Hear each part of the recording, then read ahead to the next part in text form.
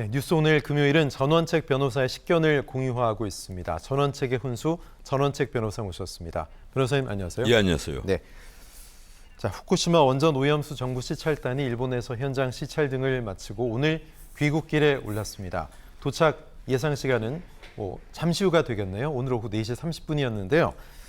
자, 일단 유구키 후쿠시마 오염수 시찰단장은 어떤 상황에서든 전원이 끊길 수 있는데 그때 제어해왔던 시설들과 밸브들 어떻게 되는지 확인을 하겠다. 안전성 평가 현황도 모두 파악하고 확인했다. 이런 시일 내에 정리해서 설명해 드리겠다라고 얘기하고 있습니다. 시찰 내용이 효과가 있었고 의미가 있었다라는 내용 같은데요. 하지만 여론은 심상치 않죠. 일단 시찰단의 결과 보고가 있었던 것도 아닌데 무엇으로 신뢰를 하느냐는 국민 여론이 있고, 변호사님, 야당과 일부 언론이 제기한 책임론, 지금 정부가 어떻게 비켜갈지 모르겠습니다. 지금 민주당은 제가 가만히 지켜보니까 이걸 제2의 광우병 사태로 만들려고 하는 것 아니냐 이런 의심을 할 정도로 지금 총력전을 펼치고 있습니다. 당장 이제 대국민 서명운동을 벌이고 있잖아요. 그리고 당 대표부터 나서서 모든 의원들이 일제히 이 손 피켓을 들고 이 문제를 외치면서 행진을 할 때는 이 사건이 휘발성이 굉장히 높다는 걸 정치인들은 본능적으로 아는 거예요. 휘발성이 굉장히 높다. 이게 생명과 직결된 문제니까 특히 먹는 거와 직결된 문제거든요. 옛날에 광우병 쇠고기도 결국 먹는 거였단 말이에요. 그런데 문제는 국민의힘에서 내가 참 드리기 힘든 말씀입니다만 대응 방법이 너무 서툴렀다. 과학이 선동을 이긴다. 이런 식으로 얘기를 하면서 거꾸로 후쿠시마 수산물이라든가 그리고 방류를 걱정하는 국민들을 몰아붙인 거예요. 과학이 선동을 이긴다. 당신들은 비과학적이다. 이 얘기예요. 근데 그들이 제시하는 과학의 합리성도 퀘스천 마크 아닙니까? 글쎄, 바로 그 문제란 말이에요. 이 삼중수소 같은 경우는 반감기가 워낙 길거든요. 그리고 삼중수소를 예컨대 이런 겁니다. 일본 정부나 그리고 일본에서 로비가 있었는지 없었는지 모르겠습니다만 IAEA 보고서는 이제 다음 달 말 되면 나옵니다. 그 보고서에 어떻게 기재가 될지 모르겠습니다만 아마 친일본적으로 나올 거예요. 어떻든 일본에서는 줄기차게 하는 말이 이 오염수가 아니고 이미 처리가 됐다. 그래서 처리수라고 부릅니다. 오염수가 아니고 처리수가 됐는데 여기에는 삼중수소만 남아있다. 그리고 이 양은 133만 톤. 일본이 지금 모아 있는 이른바 오염수가 133만 톤인데 이 안에 다 합해봤자 3g 정도다. 3g이요? 예, 3g 삼중수소가. 3g 정도다. 그래서 이게 중국 원전에서 서해 바다로 방류하는 이 삼중수소보다도 몇 분의 1밖에 되지 않으며 그리고 한국 고리 원전에서 나오는 삼중수소 그거보다도 적다. 이런 식으로 얘기를 하는 겁니다. 그러니까 이미 시나리오가 나와 있는 거예요. 그래서 이건 우리가 말하는 것은 과학이라는 거예요. 그리고 이건 엄청나게 대양에 들어가면 아주 미미한 것이다. 전혀 신경 쓰지 않아도 되는 거다. 근데 우주 방사능 이 문제, 우주에서 들어오는 여러 가지 방사선 때문에 생기는 것만 하더라도 200g이 넘는다. 그 정확한 수치까지 냈습니다. 216g이라고 얘기를 해요. 1년에 216g이다.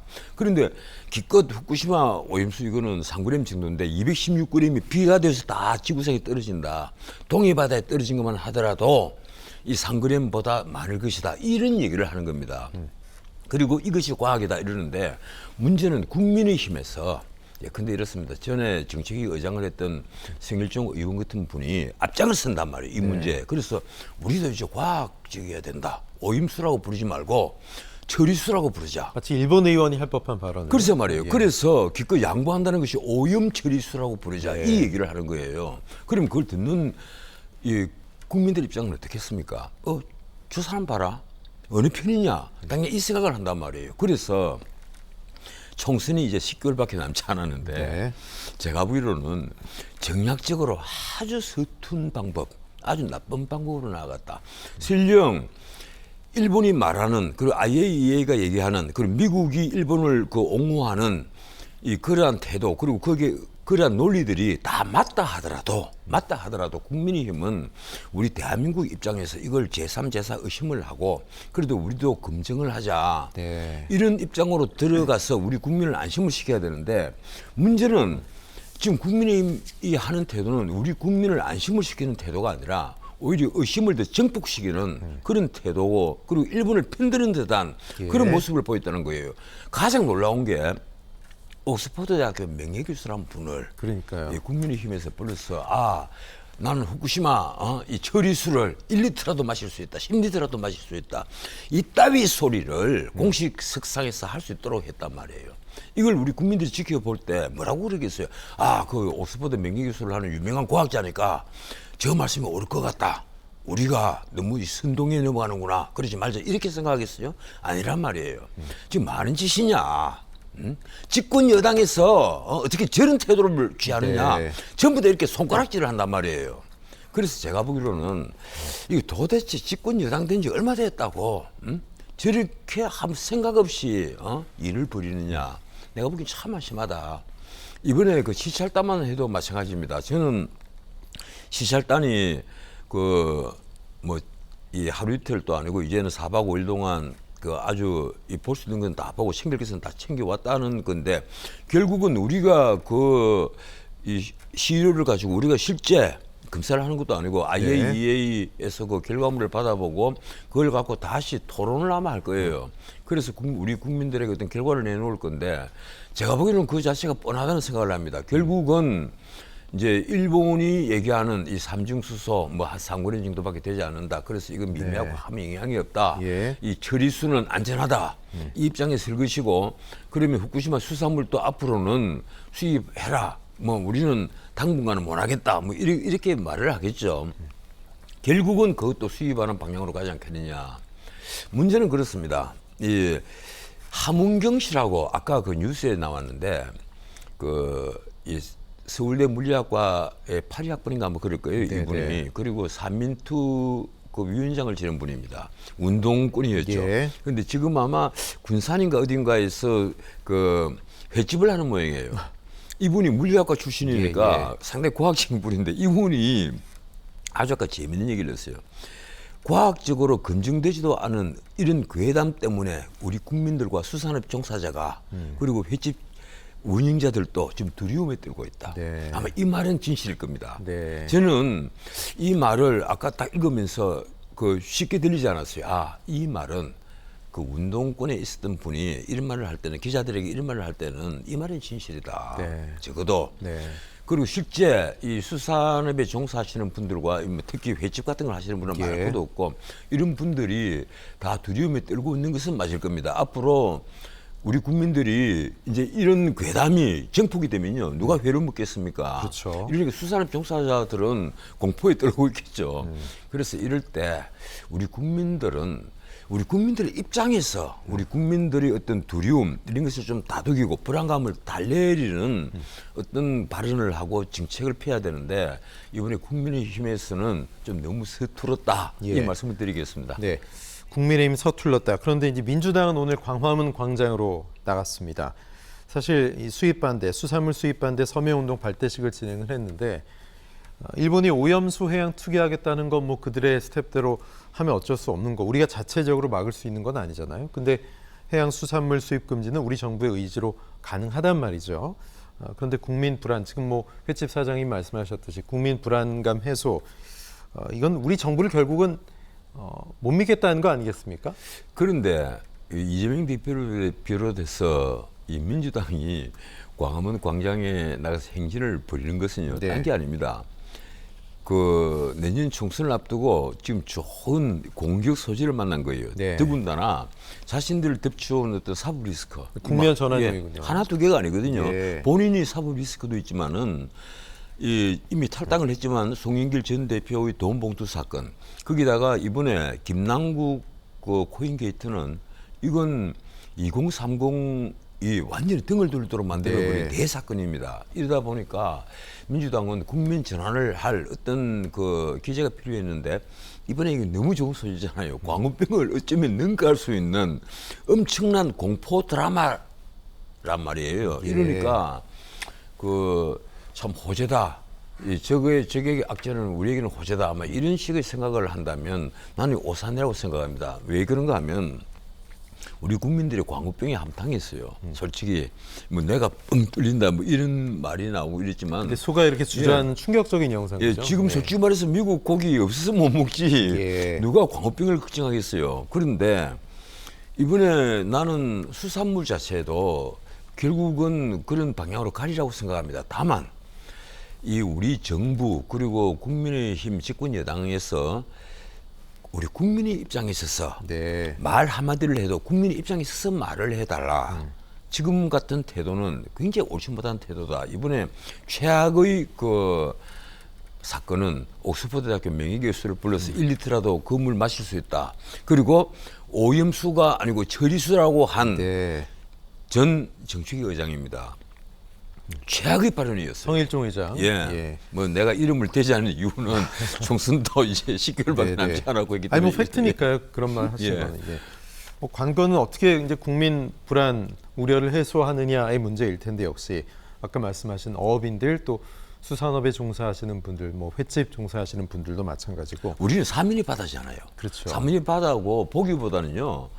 이게 그 어업에 종사하는 분들이 굉장히 많습니다. 예. 그 어업에 종사하는 분들이 내가 드릴 말씀은 아닌데 다른 업에 종사하는 분들보다 소득이 높지 못하단 말이에요. 예. 그 이분들의 생계를 위협하는 대사건이 되는 거고, 그리고 우리 먹거리를 위협하는 대사건이 되는 겁니다. 예. 그래서 사실 이 문제는요. 대통령부터 조금 곰곰이 생각해서 말 한마디라도 그 신중하게 해야 되고, 그리고 대통령이 직접 나는 브리핑을 할 필요가 있지 않겠느냐. 뭐 기자회견을 한다라든지 해서 직접 질의응답을 받고 대통령이 생각하고 있는 어떤 그 후쿠시마 수산물에 대해서 생각. 이번에 일본은 G7 회의에서도 먹거리로 그 그러니까요. 후쿠시마 수산물을 내놓았잖아요. 네. 이럴 정도로 일본도 굉장히 민감하게 생각하는 부분이에요. 그래서 나는 이왕이면 이걸 이 집권 여당의 정책위 의장이 나설 문제가 아니라 난 대통령께서 직접 좀 나와서 여기에 대해서 또 하실 말씀은 하시는 게 옳지 않겠느냐. 예. 무엇보다 이 문제를 갖고 정략적으로 이용하지 않겠다는 태도를 보이는 쪽이 나는 이긴다고 생각을 합니다. 예. 그래서 이번에 이 삼중수소 3g 이 문제를 가지고 피켓을 들고 마치 우리나라에서 그 수산물이 이제 완전히 못 먹는 어떤 위험물이냥 해서 시위를 벌이는 야당 쪽도 나는 문제가 있다 이런 예. 생각을 합니다. 네, 오늘 돌아온 시찰단이 시찰 결과를 어떻게 발표할지 좀 지켜봐야 되겠습니다. 아마 6월 말이 넘어야 되겠죠. 네. 이 IAEA 보고서가 나와야 되고 거기에 대해서 또 토론이 아마 1차 있어야 될 겁니다. 예, 알겠습니다. 자, 이번엔 어제 국회 상황을 좀 돌아보죠. 고위공직자의 가상자산 보유 현황 신고를 의무화한 이른바 김남국 방지법이 재석 268인 만장일치로 국회 문턱을 통과했습니다. 자, 의원들이 그만큼 문제의 심각성을 공감하고 있다는 것까지는 알겠는데 관건은 과연 효과가 있겠느냐입니다. 벌칙 조항이 없어서 아무 소용이 없고 또 소급 적용도 안 되기 때문에 이 김남국 의원 관련 의혹을 밝히기 어렵다 이런 지적이 있는데요. 어떻게 보십니까, 변호사님? 이거 참 이게 웃기는 겁니다. 2020년 6월 1일부터 그러니까 국회의원이 이번에 21대 국회의원이 되고 나서부터 이달 말까지 5월 31일까지 가상자산을 소유하고 있는 거 거래한 걸 갖고 변동 사항을 모조리 신고를 해라. 네. 국회의원뿐 아니라 가족까지 직계 좀비소까지 다 신고를 해라 이 얘기예요. 그리고 앞으로 이제 6개월이죠. 6개월 뒤에까지 전 공무원들. 지방자치단체 공무원들까지 예. 가상자산 보유 현황에 대해서 다 신고를 하도록 했는데 문제는 그렇습니다. 이 가상자산 신고하지 않는다고 해서 거래 현황 같은 걸 정확히 알 수 있는 사람은 대한민국에 아무도 없어요. 그러네요. 이른바 콜드 월렛이라고 하는 전자지갑. 전자지갑에 쥐고 다 모아놓고 그 입 딱 닫고 있으면 네. 아무도 몰라요. 이번에도 김남국 의원 거로 추정된다 이렇게 얘기했었잖아요. 그죠? 추직이 안 된단 말이에요. 네. 정확히 못 밝혀내는 거예요. 네. 이 본인에게 권장을 때려가지고 자백을 받지 않는 이상은 방법이 없는 거예요. 예. 그래서 이걸 고지 거부하면 뭐 어떻게 한다. 또 처부조항도 없잖아요. 나는 이번에 유심히 보는 것이 만장일치로 이 법을 통과를 시킨 겁니다. 네. 만장일치가 왜 그래요? 자기가 재발이 저리는 곳이 있기 때문에 만장일치가 난 됐다고 믿는다. 그렇습니다. 네. 그렇지 않으면 적어도 이런 법안을 통과를 시키고 할 때는 반대 토론도 있을 거고 여기에 대해서 야 좀 이상하지 않느냐 이래서 이걸 좀 수정안도 나올 것이고 할 텐데 여기 반대했다간 코인이 있나? 뭐 이렇게 볼 수 있을 거예요. 아니 근데 일체 그런 것 없이 그러니까요. 만장일치로 통과를 해버렸단 말이에요. 네. 한 명의 반대 없이 예. 예외 없이 지금 우리나라 지금 입법부에서 법안이 만들어질 때 이렇게 만장일치로 통과시킨 게 과연 있었습니까? 심지어 북한 인권 결의안도 그렇지 않았습니다. 예. 나 그래서 깜짝 놀랐어요. 야, 그래서 그 뉴스를 보면서 속으로 이렇게 생각했습니다. 야, 재발쳐진 도둑놈이 꽤 많이 있구나. 예.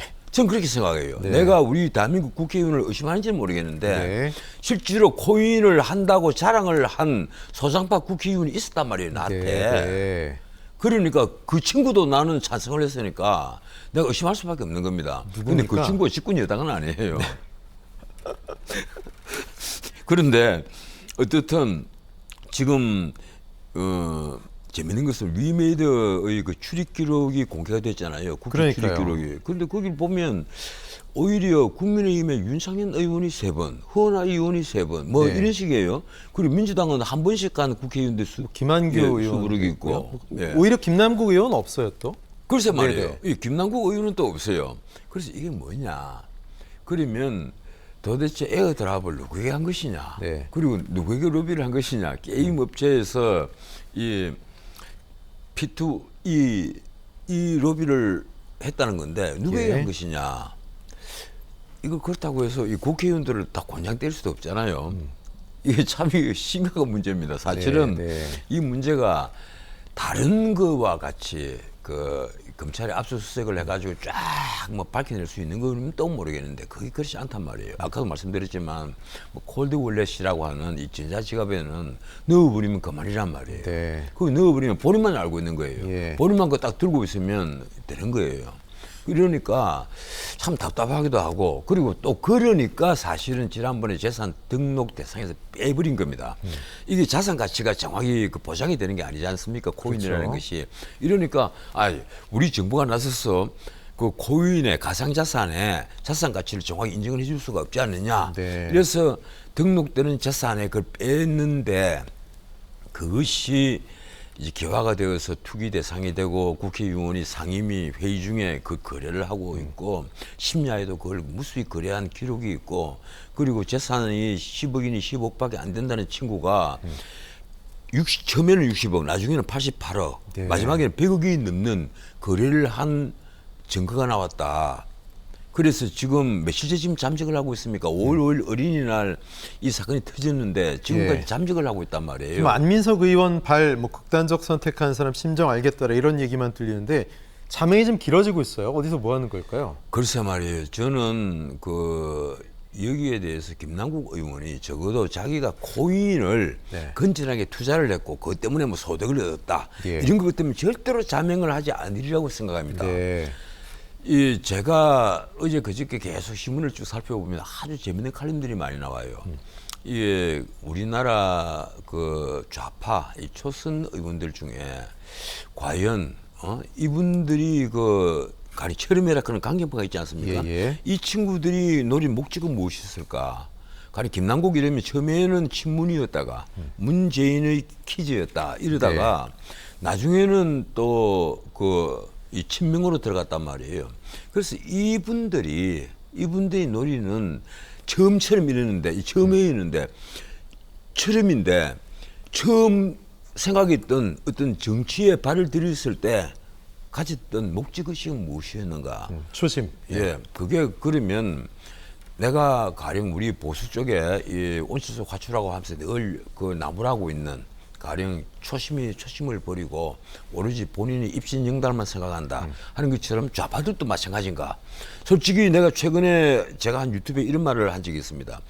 대한민국 좌파들은 왜 다른 나라 좌파들처럼 평등에는 관심이 없고 그리고 심지어 빈부격차조차도 관심이 없느냐? 그런 좌파가 어디 있느냐? 근데 민주당 국회의원들 다 살펴보면 빈부격차에 제대로 눈을 뜨고 있고 제대로 관심을 가진 사람을 발견하기가 너무 힘이 든다. 제가 그런 얘기를 한 적이 있어요. 네. 진짜 그렇습니다. 그 마음은 조금 또 내가 다른 사심이 없는 평가입니다.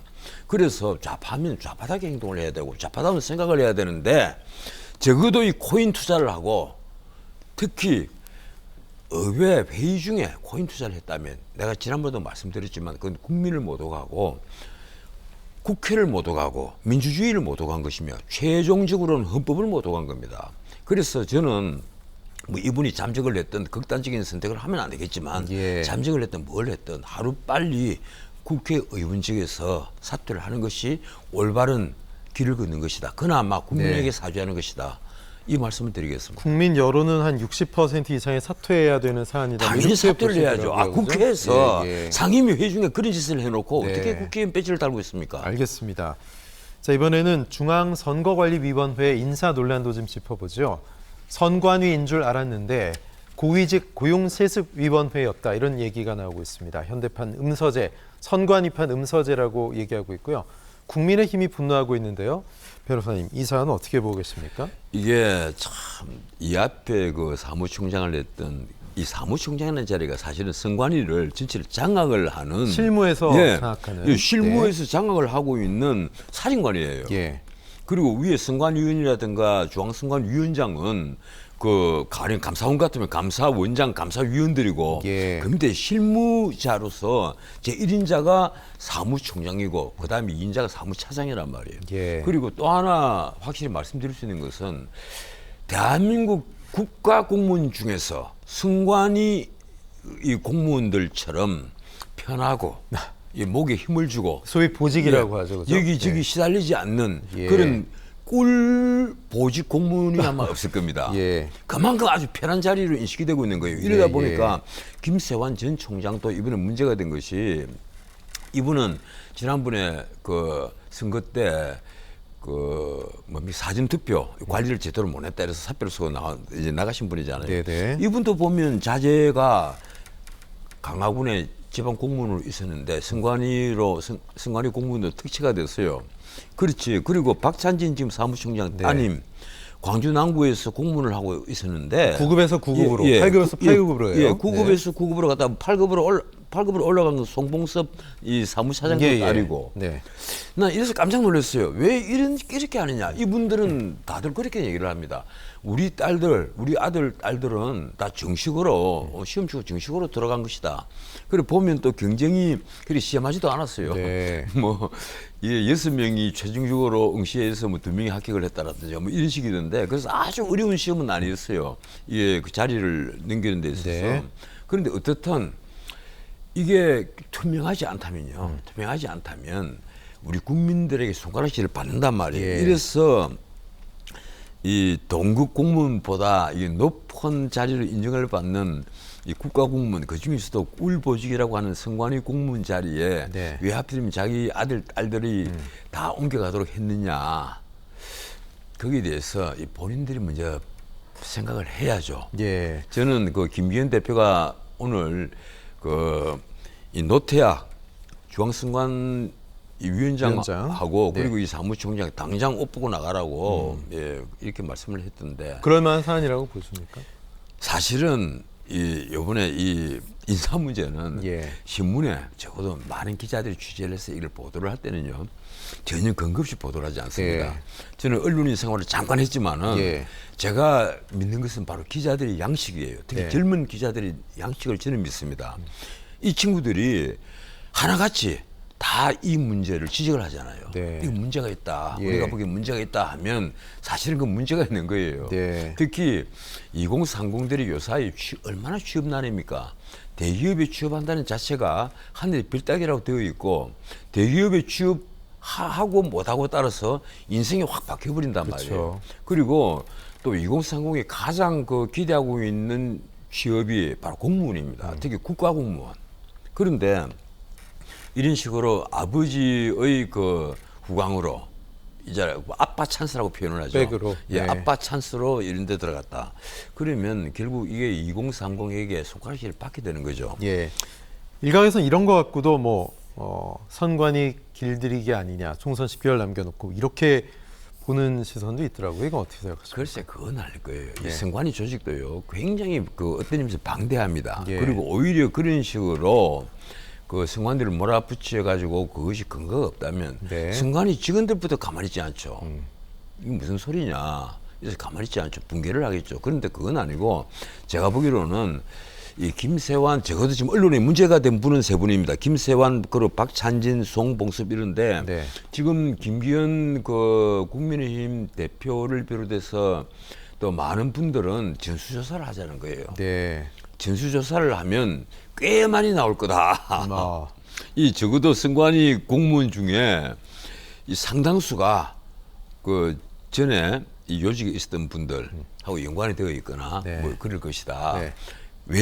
왜 사람들이 그 의심을 하는가 하면 실제로 그렇기 때문에 의심을 하는 겁니다. 예. 이 사람들은 무조건 그렇게 의심을 하는 게 아니에요. 근거 없는 의심은 아니다. 예, 누구 보니까 누구 딸이더라, 누구 보니 누구 아들이더라, 이건 뭔지 알거든요. 네. 이러니까 왜 하필 저 선관위 직원으로 갔을까? 예. 제 아버지가 선관위에 간부로 있었는데 그때 선관위 직원으로 갔을까? 그게 평생이 보장이 되고 네. 편하고 이 선거 쓸 때는 큰 일이 없단 말이에요. 예. 굉장히 편한 꿀보직이고 4년에 한 번 그리고 좀 바쁘면 예, 됩니까? 그리고 외풍을 타지 않고 예. 그리고 이게 평직군들은요 4급까지는 올라가요. 네. 서기관까지는 올라가거든요. 네. 이러니까 썩 나쁘지 않아요. 네.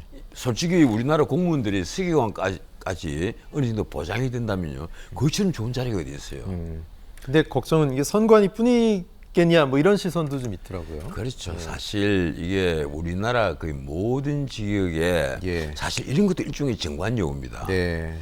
일종의 정관여우고 이 혈연, 학연, 지연 이 제일 앞에 내세운 게 혈연이잖아요. 네, 네. 혈연이지 않습니까? 예. 그 다음에 학연, 지연인데 이런 인연으로 이 특채를 하고 뒤를 봐주고 뒷배가 되고 이거 이제 없애야 됩니다. 네. 그리고 이런 것이 큰 뿌리는 뭔가 하면 정관여우들이에요. 예. 이 찾다 보면 가장 정관여우가 심한 것이 우리 법조계. 그래서 사실은 아직 윤석열 대통령, 윤석열 정부까지는 이 정관여우를 뿌리 뽑는 어떤 획기적인 조치가 없는데 네. 은영하는 이 대한민국에 한 단계 대한민국이 뛰어 올라가려면 예. 투명하게 발전하려면 정관여우를 완전히 없애는 정관여우를 하다가는 문자가 도로 3대를 멸하게 네. 해버리는 어떤 과감한 조치가 있어서 우리 사회를 좀 더 밝게 만들어야 됩니다. 네, 알겠습니다. 변호사님 분수 여기까지 듣겠습니다. 전원석 변호사님이었습니다. 감사합니다. 네, 고맙습니다.